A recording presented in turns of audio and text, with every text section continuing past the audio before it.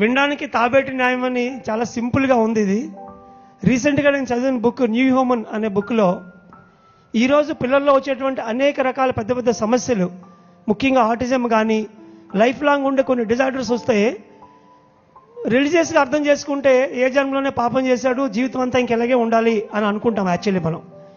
కానీ ఇప్పుడున్న modern spiritual science ఏం చెప్తుందంటే వాళ్ళు తీసుకున్నటువంటి జన్మలో కొంత పార్ట్ వాళ్ళకి వర్క్ చేయనప్పుడు సెకండ్ పార్ట్ అనేది ఎక్స్ట్రాడినరీగా హయ్యర్ డైమెన్షన్తో కనెక్షన్ పెట్టుకుంటుంది.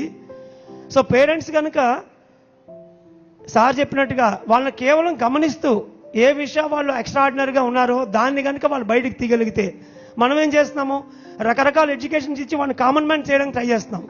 వాడు జన్మ తీసుకోవడమే ఒక వేరే డైమెన్షన్లో హయ్యర్ కనెక్షన్ తీసుకోవడం కోసం వాళ్ళు వస్తారట.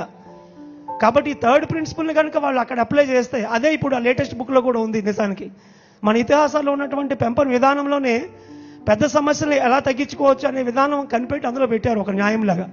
దాన్ని ఇప్పుడు వాళ్ళు మోడర్న్ డెవలప్మెంట్లో ఆ ఆపోజిట్ హాఫ్ని వాళ్ళు ట్యాప్ చేసే నాలెడ్జ్ని టెలిపతిక్గా మనం గ్రాస్ చేసి దాన్ని డెవలప్ చేస్తే కనుక ఎలాంటి ఎడ్యుకేషన్ సిస్టమ్, ఎలాంటి మెడికల్ సిస్టమ్ అక్కర్ లేకుండానే వాళ్ళని డెవలప్ చేయొచ్చు అనేది నేను దాన్ని కనెక్ట్ చేసుకోగలుగుతున్నాను sir. Thank you very much.